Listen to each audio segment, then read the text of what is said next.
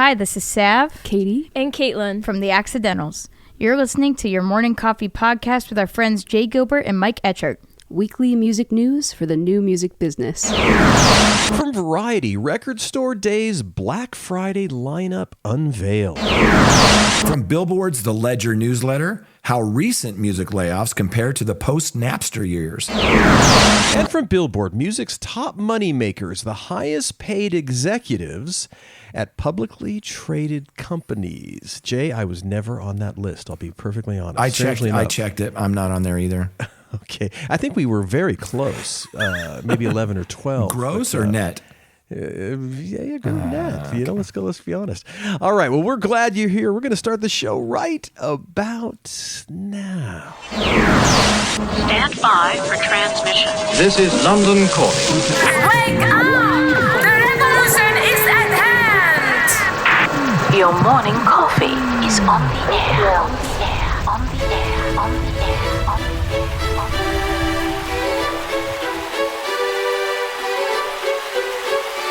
Standing by.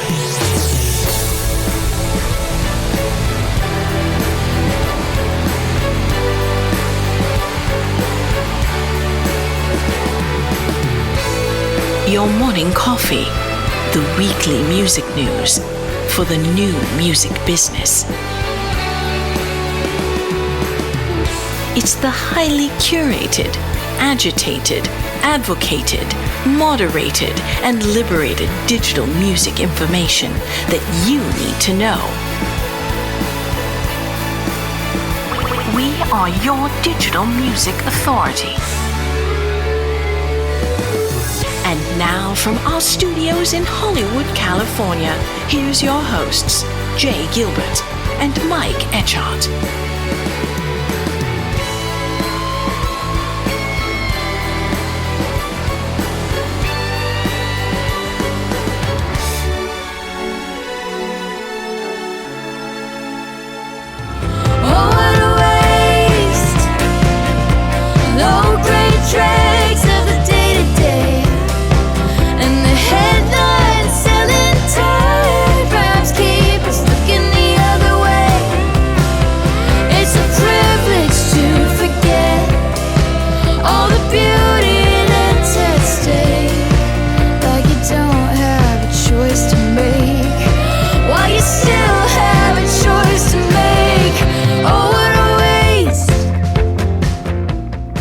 Good to see you, Jay. Good to see you on a Saturday for us and for a Monday for everybody else. Fun day we've got ahead of us. Yeah, and thank you to the Accidentals. What you're listening to is their new track, What a Waste.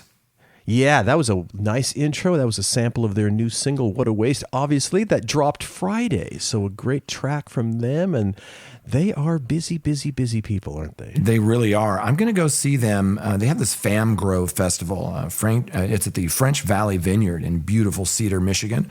I'm going to head out there this weekend. Every year they throw a hometown show and they bring up bands from all over that they've played with and sort of fallen in love with. And one of them that I'm really looking forward to seeing, I've never seen them before, is this band called The Rebel Eves. And let's just play a few seconds of The Rebel Eves.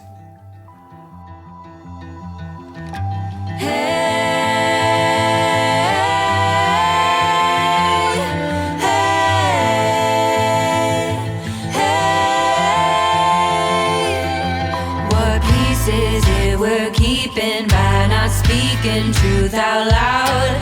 No justice without anger. There's no change without a sound. We're taking back our power. There's freedom to be found. If one voice can break the silence, then together we'll shake the ground. Together we'll shake the ground. Together we'll shake the ground. Oh, shift and shake. Try to cool song. Very, very cool song. Yeah. By the way, Jay, you know this, but it's worth telling our audience. The Music Tectonics Conference is fast approaching. It's October 22nd through the 24th at the Annenberg Community Beach House in Santa Monica here in Southern California. And it is a very neat venue, by the way, on the beach there. Looking forward to a very special keynote, I should say, by our friends Mark Mulligan and Tatiana Cirasano from Media. That will be really Yes, looking forward to it. And I sat down with Dmitri Vietze. And if you don't know Dmitri, he runs Rock, Paper, Scissors, a really great PR firm that sort of marries tech and entertainment together. But he also puts on this Music Tectonics conference that you and I talk about a lot. I asked him what was happening this year at Music Tectonics. Let's listen in. One of the things that I think is so amazing about Music Tectonics, you guys have a lot of great panels. You have a lot of, you've got the keynote we were talking about with Tatiana and Mark Mulligan. But man, when you bump into that person when you're getting coffee or when you're walking down the hallway and you're like, oh, there's those people I used to talk with, or hey, you're starting that new platform. How is that going? That sort of social community thing, for me, that's the most valuable part. I love to hear that, Jay, because I mean, that's the community building is right where you exist between having fun. You get into the music industry because you want to do something cool, you want to have fun with it, and getting business done. You know, when you come to a conference, you don't want to just, it's not the same as a festival, right? You want to justify why you're there. You want to get some business done, but in the end, it's about relationships and building those relationships, seeing old friends like you mentioned, but also maybe meeting somebody new and having a great experience while you're talking about innovative ideas. Yeah, and it happens every single year. So we are racing through October. This thing's coming up in just a matter of a few weeks, October 22nd through 24th at the Annenberg Community Beach House. I've been there. Beautiful. Talk a little bit about what we can expect this year. We've been talking a little bit about the Creator Fair, and you and I just mentioned the keynote, and there's just so many things going on. Talk about what people can expect at Music Tectonics this year. Yeah, we try to give like a lot of different types of experiences and also create a lot of space in great locations so you can have those impromptu conversations too. We set it up with some keynotes to get some of the topics going. Obviously there's going to be this presidential style debate between Media Research's Mark Mulligan and Tatiana Cirasano. They're focused on this bifurcation in the music industry. Sort of this idea that there are those that are those kind of platforms like the Spotifys of the world where you go and you listen to music, you sit back and you enjoy music. But then there's these other platforms that feel almost like user-generated platforms, but for music. So you have these other places where people are uploading maybe unfinished tracks, or they're collaborating, or they're seeking conversation about those tracks and so forth. So that's the fork in the road that they'll be debating about. They'll each be taking a side. Can't wait. And then, we're also going to have a fireside chat with Bob Moz and Joe Toe, Bob formerly with Techstars Music, Joe with Sony Innovation Fund, to talk about the state of music tech investment, and lots of other panels ranging from, the intersection of music and gaming, license to generate, some things around AI, interesting, the state of music and gaming, how to scale your startup, things like that. And some of the folks that people want to meet with when they come to a conference, the Band Labs, the bands in town, Beat Dap, Lyric Fine, Billboard, Epic Games, Riot Games, TuneCore, TikTok, United Masters, all these folks will be speaking or hosting parties, things like that. And you mentioned one thing that I just want to say a little bit about, which is the Creator Fair.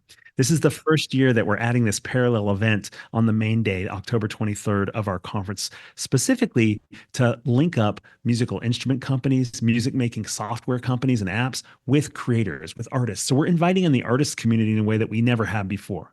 We always wanted to be very B2B so that decision makers were there, so that when people be part of the conference, they could get deals done. But this year we're saying, no, let's bring in the musical instrument world. Let's bring in the artists themselves. Let's bring in social media video creators who make videos on social platforms about music, about instruments, about samples, all that kind of stuff. So we're kind of mixing it up a bit because, hey, if you're going to be by the beach, you might as well have everybody at the party. Exactly. Okay. For those with no prior knowledge, how are they going to get their tickets? How do they find out more? How do they attend? Yeah, so just go to musictectonics.com. You can click through to read about the conference there and get your tickets there. Super easy. Before October 8th, because our ticket jumps up then. This drops on October 7th, so you will have to act fast. That's right. Yeah. So now's your chance to get the tickets before we jump up to our walk-up rate. But we try to pack a lot in, so hope you can be there. Yeah. All right. Looking forward to it, Dmitri. Can't wait to see you there, Jay. Thanks. Nice to hear from Dmitri. And by the way, that is hard work. Not only does he run his company, but then he also runs the event. And I don't know how he sleeps because that is a ton of work. And you and I go every year, and we're really excited to go again this year. And like you said, it's at the that beach house in Santa Monica. Beautiful, right on the ocean. And I can't wait. It's coming up. Me too. And get fun to bump into old friends and new friends, and it's going to be a gas. Looking forward to it. By the way, don't miss Patrick Clifton's latest installment on his Tunes and Tales blog, the record label recovery part 3 artist development. It's an insightful interview with Nick Worthington on artist development and A&R in 2024. And you can go over to his website, medium.com at Tunes and Tales. So great stuff. / at Tunes and Tales, I should say. It's really good. And we got to thank our sponsors, Jay. My goodness, we've got a bunch, and we are so fortunate to have them. Our newest sponsor, by the way, is Soundtrack Your Brand. Good news. 33% of consumers discover new music by hearing in business and public spaces. The bad news, there continues to be rampant misuse of music in over 78% of U.S. small and mid-sized businesses, resulting in a loss to music creators, rights holders, and the music industry at large, to the tune of over $1.3 billion per year. Learn more over at soundtrackyourbrand.com/artist-guide or click on the link in the Your Morning Coffee newsletter. Yeah. Good stuff over there. Yep. We're also supported by Music.ai. Music.ai is a trailblazing AI-powered music and audio platform. It's offering an expansive suite of over 50 stackable AI audio solutions. You want to change the tempo or pitch of your song, adjust instruments or vocals, mute background noise in a movie or a song. Music.ai makes it super easy. It's embraced by record labels, agencies, tech firms, and developers. Music.ai is synonymous with audio innovation. With over 45 million users, their tools process over 2 million minutes of audio every day. They can process yours. Visit music.ai to get started. Yeah, stunning tools, man. It's very cool. Also, the Your Morning Coffee podcast brought to you by our friends at Bandzoogle. Built by musicians for musicians, Bandzoogle is an all-in-one platform that makes it easy to build a stunning website and online store for your music in minutes. All the features you need are already built in, including dozens of fully customizable templates, tools to sell your music and merch commission-free crowdfunding and fan subscription features, mailing list tools to grow your fan list, integrations with Bandcamp, SoundCloud, YouTube, Bands in Town, and more, so you can easily add content from your other online profiles, and live support from their musician-friendly team 7 days a week. Website plans start at just $8.29 a month, which includes hosting and your own free custom domain name. Your Morning Coffee podcast listeners can jump over to bandzoogle.com to try it free for 30 days and use the promo code MORNINGCOFFEE, that's all one word, to get 15% off the first year of any subscription. Yeah, and we got a lot of support from Hypebot. Since 2004, Hypebot has chronicled the new music industry and the trends and technologies that are changing how music is discovered, consumed, marketed, and monetized. It's edited daily by founder Bruce Houghton with help from Olana Bonilla. Hypebot and sister blog Music Think Tank are published by live music discovery and marketing platform Bands in Town. You betcha. Bands in Town. Over 80 million live music fans trust Bands in Town to get personalized concert alerts, recommendations, and messages from their favorite artists. It's the #1 artist service platform connecting over 590,000 artists with their superfans. Managers, labels, agencies, and artists access their own dashboard to manage and promote their tour dates across all platforms. Yeah, and finally, a special thank you to our friends over at Billboard Pro. You want to know what everyone in the music business is talking about? Get in the know with Billboard Pro. Billboard is offering Your Morning Coffee readers and listeners a special 50% discount off the price of your subscription. That's easy for you to say. Click on the link in Your Morning Coffee. Indeed. Indeed? How about Indeed? Big thanks again to our amazing sponsors, Soundtrack Your Brand, Bandzoogle, Music.ai, Hypebot, and Bands in Town. Man, we could not do the show without y'all. So big thanks. Yes. And by the way, every week, speaking of groovy people, I get to hang out with my good friend Jay Gilbert, friend of 25 years, which is weird because we're only 29. He's a music industry consultant. He's the curator of the weekly Your Morning Coffee newsletter and a former executive with Universal Music, Sony Music, and Warner Music Groups. That's 3 of the current majors. You've been in all 3 of them. That is absolutely crazy. And I get to do this show every week with my good friend Mike Etchart. And one of these days, we're just going to have to record our sort of pre-show banter. You know, we talk about songs we like, tickets to shows that we've got, documentaries. We have so much fun, and that's sort of how this podcast started. Anyway, thank you to my co-host, Mike Etchart, longtime host of Sound and Vision Radio, formerly of SST Records, Warner Music, Capital EMI, and Universal Music Group. All right, and let me swallow my water so I don't do a spit take. And let's jump into the stories, Jay. First one, it's from Chris Willman over at Variety. Record Store Day's Black Friday lineup unveiled. Vinyl exclusives from Noah Kahan, Olivia Rodrigo, U2, Billie Eilish, Casey Musgraves, and 150 more. Yeah, we're excited about Record Store Day. You know, this lineup of releases, is for this Black Friday event. And like you said, more than 150 titles have been announced.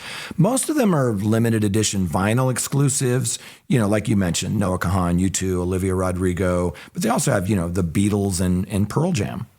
Other releases on the lineup include vinyl from an array of acts ranging from Anita to Joni Mitchell, Teddy Swims to Jimi Hendrix, Rage Against the Machine to the Bill Evans Trio. Very rare do you mention those 2 bands at the same time, or artists. Ghostface Killah and Tegan and Sarah. Yeah, and you got to check out this Variety piece because they go through and list, what's special about a whole lot of these. It's really great. So the big day, of course, is November 29th. That's the day after Thanksgiving, Black Friday. And these lineups have largely gone away as big box retailers have transitioned to putting their sales online. So Record Store Day, Black Friday remains one remaining chance to line up on a chilly late November morning. But the conversations in these lines are much better than they used to be at Target and Best Buy. That's for sure. So Noah Kahan, Billie Eilish, and Olivia Rodrigo have already had hugely sought-after titles in other Record Store Day events in the last couple of years. That will continue this time as Kahan releases an LP collection of the all-star duets that were released as digital add-ons to his breakout album, I should say. Rodrigo is releasing a variant on Guts Spilled, a 2 LP set that combines her Guts album with bonus tracks. Eilish will give fans the first physical edition of a vocals-only version of her latest album, previously only available for download on her website in a brief window. Right, and announced earlier, U2 will be putting out How to Reassemble an Atomic Bomb, play on an earlier title, a companion album to How to Dismantle an Atomic Bomb, consisting of bonus and unreleased tracks, and from those sessions, which will only be available as a singular standalone release via this limited Record Store Day edition, although it will also be included in a forthcoming Atomic Bomb box set. Sure. So classic rock releases from artists dating back to the 60s and 70s are also coming on Black Friday from the likes of the Beatles, the Rolling Stones, Joni Mitchell, Van Halen, The Doors, Santana, The Byrds, Buffalo Springfield, a combined live collection, by the way, of those guys. Wow. The Allman Brothers Band, The Grateful Dead, Jerry Garcia, T-Rex, Cat Stevens, Leon Russell, Jimi Hendrix, Big Brother and the Holding Company, The Ramones, Todd Rundgren's Utopia. My heart flutters. Yes, War and Dickie Betts, among others. Yeah, the more modern side of rock will be represented, with U2, plus Pearl Jam, Jungle, Rage Against the Machine, Modest Mouse, The Warning, Jane's Addiction, Engine Kid, Group Love, Motley Crue, Gaslight Anthem, Garbage, Trent Reznor, Atticus Ross, Lamb of God, Morphine, Stone Temple Pilots, The Veronicas, Helmet, and many more.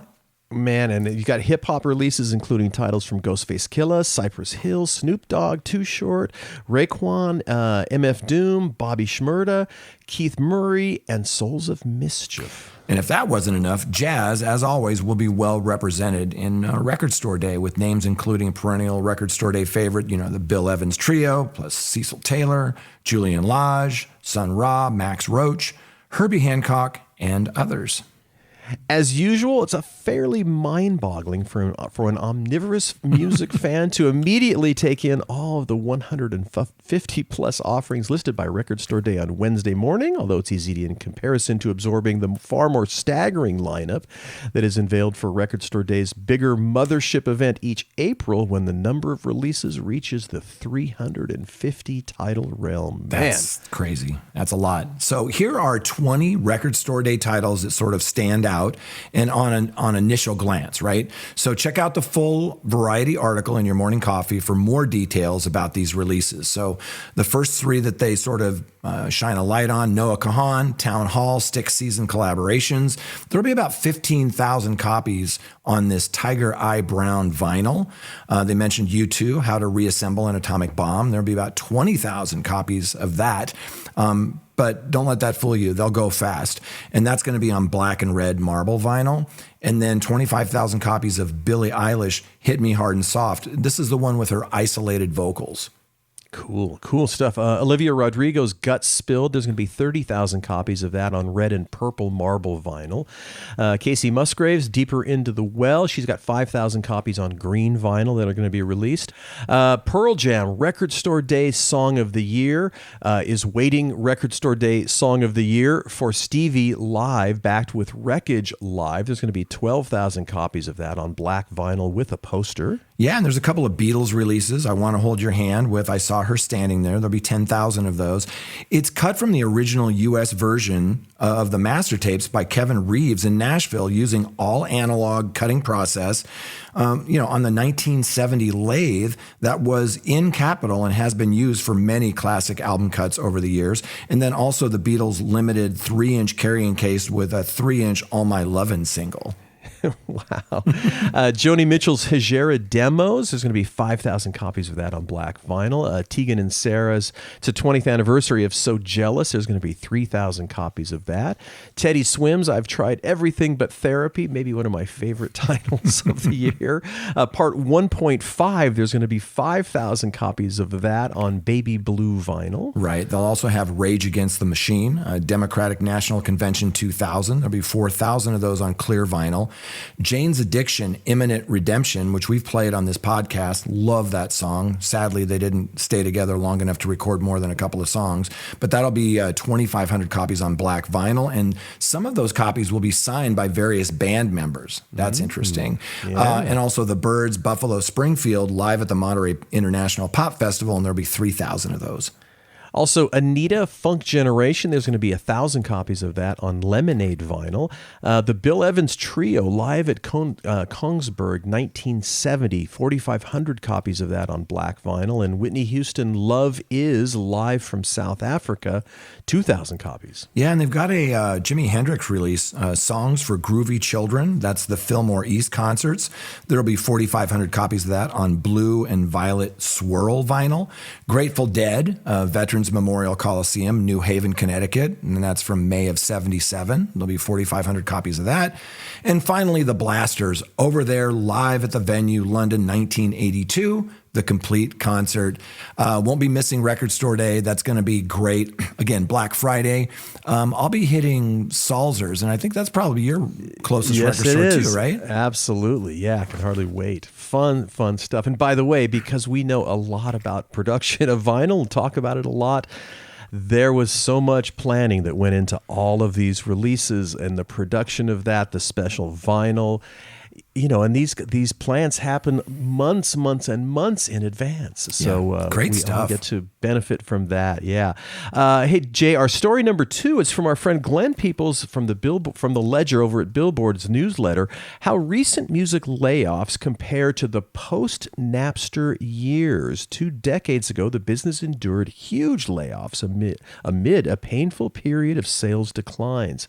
This time, experts say the industry's cyclical nature is more to blame. Yeah, despite the music business nearing a decade of consistent annual growth, thousands of people have exited music companies in the last 2 years in the biggest wave of layoffs the industry has seen since the early 2000s. Spotify, Universal Music Group, Warner Music Group, and BMG, just to name a few of the biggest examples, have undergone organizational changes that restructured the companies and will collectively save them billions of dollars every year. Right, but the wave of layoffs of the 20s are vastly different than the cuts music companies made 2 decades earlier. The most obvious difference between then and now is the direction the industry was headed in the early aughts. From 1999, the year Napster introduced the world to peer-to-peer file sharing, to 2003, the year Apple debuted the iTunes Music Store, U.S. recorded music revenues fell 18.5%. That's from $14.6 billion to $11.9 billion, according to the RIAA. That's a stark difference to the health of today's business. In the last 4 years, the U.S. market has increased an astounding 54%. Amazing. The post-Napster years were a matter of survival, says Matt Pincus. He's a co-founder, former CEO of music publisher Songs, who at the time worked at EMI Music's corporate development division. He said that was a one-time elevator drop in the economics of the business caused by a technological innovation that fundamentally disrupted the way people used our product, to say the least. Yeah, to say the least. The sudden arrival of both file-sharing applications and widespread internet access caused CD sales to plummet, creating a vicious cycle of layoffs, consolidation, and more layoffs. Take EMI, which laid off 1,800 of its 8,000 staffers back in 2002. Still reeling 5 years later, EMI was acquired by private equity firm Terra Firma in 2007. Terra Firma's restructuring of EMI resulted in another 2,000 layoffs back in 2008. As industry revenues continued to decline, Terra Firma was unable to keep up with its obligations to lenders. Citigroup ended up taking EMI and selling its parts to Universal Music Group and a Sony Corporation-led consortium, resulting in even more layoffs. Oh my gosh, just heartbreaking. Continuously falling revenues created a need to cut expenses through consolidation. When labels acquired competitors or merged companies to help stop the financial bleeding, the elimination of redundant jobs created the desired cost savings. BMG laid off hundreds of staffers in 2003 when it acquired Zomba Music Group, for example, and another 50 people when it integrated J Records and RCA. The same year, UMG laid off 75 MCA employees as part of the label's merger with Geffen Records. Right, and don't forget, retail was being purged too. In 2003 alone, at least 600 chain stores and 300 Kmart stores, accounting for 5% of the prior year's music album sales, closed their doors, and Best Buy sold the 1,100-store Musicland chain to a leveraged buyout firm. Retail's problems sent shockwaves through already struggling record labels. When Tower Records went out of business back in 2006, Universal Music Group Distribution, that's UMGD, had to immediately lay off a dozen people, says Jim Urey, former president and CEO of UMGD. Yeah, I used to work for Jim. Great guy, very smart. It seemed like the job cuts would never end. When Universal Music Group cut 1,350 jobs, that was 11% of its workforce back in 2003. CEO Doug Morris was open to cutting more if necessary.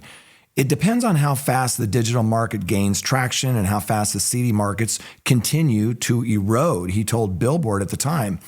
If one doesn't gain traction and the other erodes faster, we'll keep trimming because you have to run a company that way. Boy, I do remember those years. 2 decades later, the music industry is in a vastly better position. Many companies with solid revenue growth were still forced to reduce their staff, though, and after overhiring during the pandemic as digital platforms exploded in popularity. People got drunk during COVID, says one former major label executive.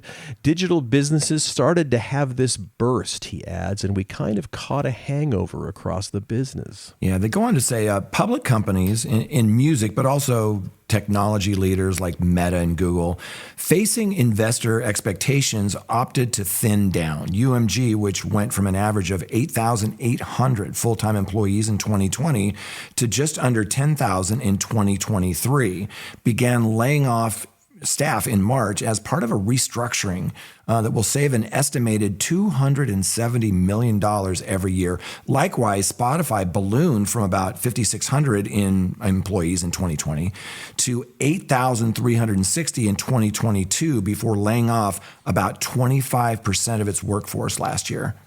Man, those are huge numbers Yeah. for Spotify. Yeah, Yeah. yikes. Aside from the need to reduce bloat, recent layoffs reflect the normal course of business that sees companies constantly expanding, shrinking, and retooling, says Pincus. The music business goes through consolidation cycles where it becomes more fragmented, and then it consolidates, and then it becomes more fragmented, and then it consolidates. We happen to be in a consolidation cycle at the moment. That's the normal cyclical behavior of the industry. What was going on in the Napster time was not cyclical. No, it really wasn't. And recent layoffs are really about positioning labels to move forward, says Jim Urey. He also goes on to say that, and there are new skill sets involved. Bob Morelli, former president of Red Distribution, agrees. He said that as technology has changed, the business is more about social media and targeted advertising. And now with AI coming in and it's harder to get bigger tours, these companies are going to make staffing adjustments. When Warner Music Group announced in 2023 it would cut 4% of its workforce, new CEO Robert Kinsel described the layoffs as necessary in order to evolve and position the company for a long-term success by hiring for tech initiatives and new skills for artist and songwriter development. Well, labels have also revamped how they discover new artists. The new stereotypical A&R rep that scours clubs looking for the next big thing has been replaced, or at least augmented, by data experts. Most of the A&R departments are more like data analytics things, says David Macias, president of 30 Tigers, an early adopter of the distribution and label services model. They're scrubbing data to find spikes that they can justify chasing. The way labels and distributors pitch music to streaming services has also changed, Macias notes, from a people-focused process to one driven by automation. How people find the music is going to have to do less and less with people with special relationships. Interesting. The Atlantic Music Group restructuring may reside in a different category, though. That seems like a house cleaning, says Jim Urey, because they blew out a lot of people that are perfectly capable. That's a sign of a youth movement happening at the label, says another former executive, rather than a reaction to overhiring or a natural business cycle. Elliot Grange, the 30-year-old founder of the label 10K Projects, took the CEO role on October 1st. Longtime label leader Julie Greenwald announced her resignation 5 days after Grange was named CEO. Atlantic ended up cutting roughly 150 jobs, many of them experienced executives and long tenures with the company. Wow. Well, regardless of the era or business cycle, music executives and the CFO making the strategic decisions must answer the same question, says Morelli. What is my company going to look like? Are we going to go after developing artists? Are we going to go after legacy artists? Are we going to do a small amount? Are we going to win with volume? And how do you accommodate getting this message out to potential fans and consumers? Yeah, Glenn goes on to write that thousands of people laid off by music companies in recent years face better prospects than music professionals faced 2 decades ago. Back then, many executives and artists were still viable but needed the proper infrastructure around them, says Macias, who he co-founded 30 Tigers in 2002 after being laid off from Arista Nashville. Digital startups and the burgeoning digital distribution business gave some people a way to remain in music, but the post-Napster years were followed by another decade of industry contraction as downloads replaced CD sales. Right.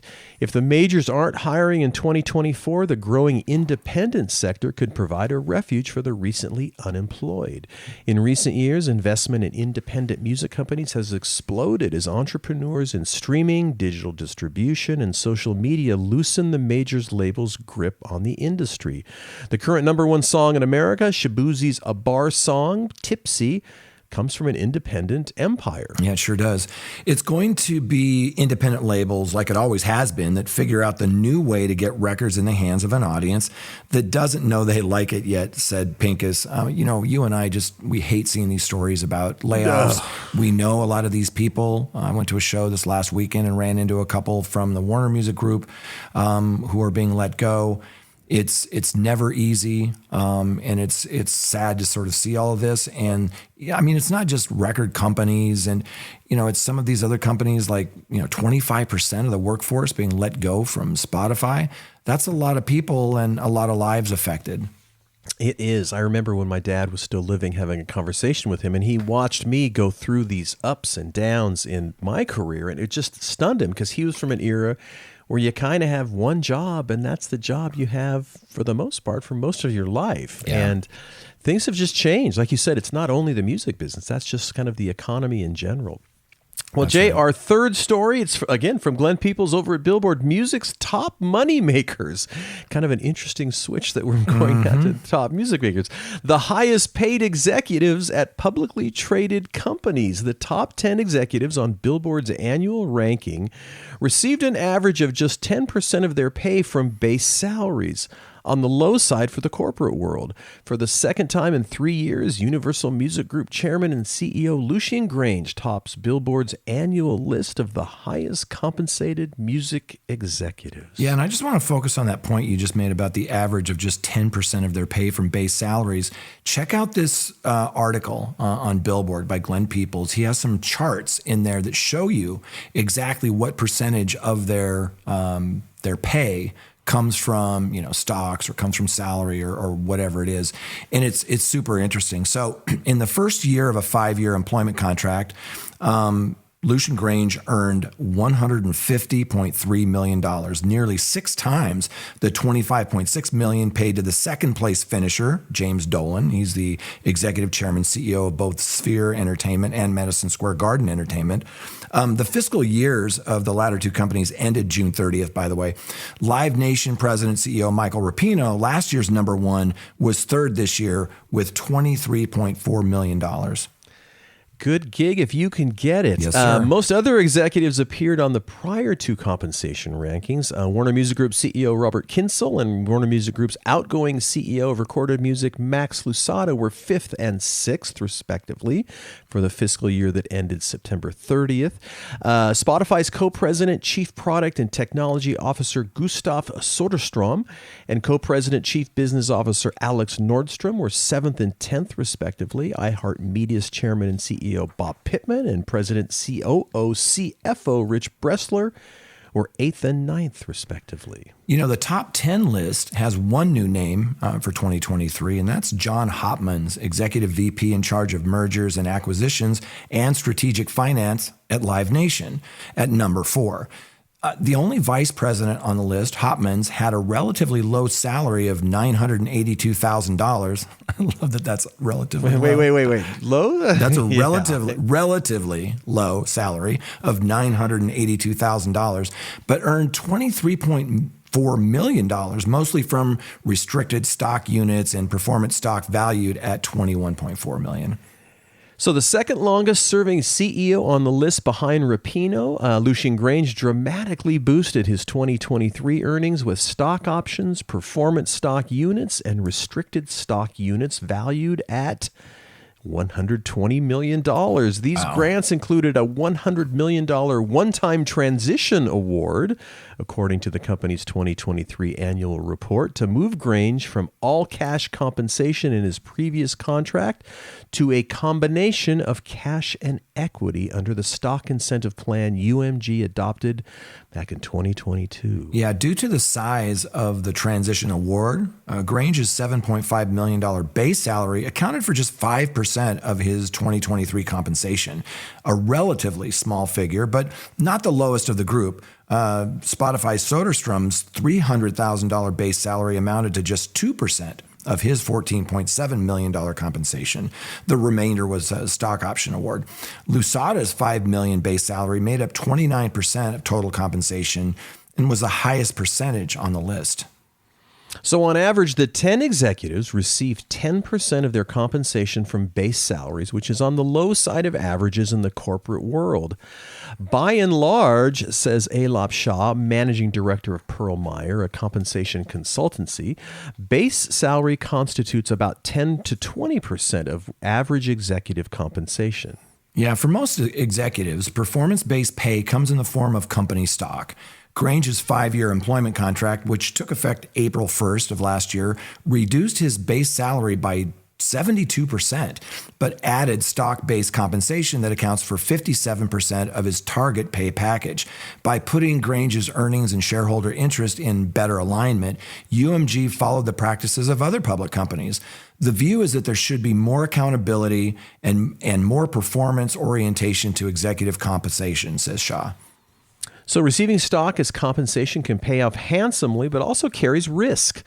The value of Grange's options, which vest in equal installments over 4 years, will depend on UMG's share price at the conclusion of his employment contract, which is May 1st in 2028. Yeah, with so much executive pay coming from stock, Billboard created a new separate list for top cash earners with the value of non-cash earnings such as stock options, unvested stock grants, excluded in favor of money that went into their actual bank accounts in 2023.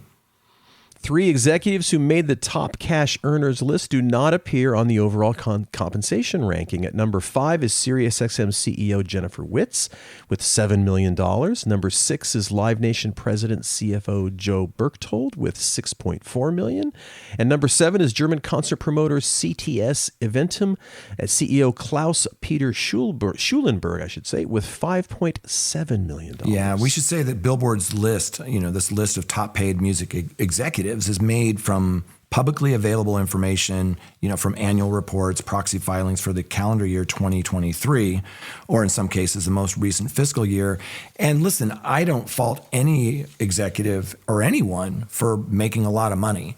They clearly add value to these companies, and more power to them. It's just sometimes it's a little jarring when you see some of these figures. It really is. And, again, we're talking about the sort of dichotomy of the industry. We're talking about all these layoffs, and then we're talking about all of these options and all the money that can be made once you reach this sort of lofty point or lofty area in a company, which is very hard to do. Neither of us really got to that level. No. But, oh, my God. We can dream, Jay. We can dream. A girl can dream. Yeah, that's right. Well, as we wrap up the show, if you enjoyed the show, please tell one friend. Jay and I would certainly appreciate it. Big thanks to Bandzoogle, Music.ai, Soundtrack Your Brand, Hypebot, and Bands in Town. We certainly appreciate that. And so on behalf of my good friend Jay Gilbert, I'm Mike Etchart. Thanks for listening this week. And guess what? Jay and I will be back next week on the Your Morning Coffee Podcast.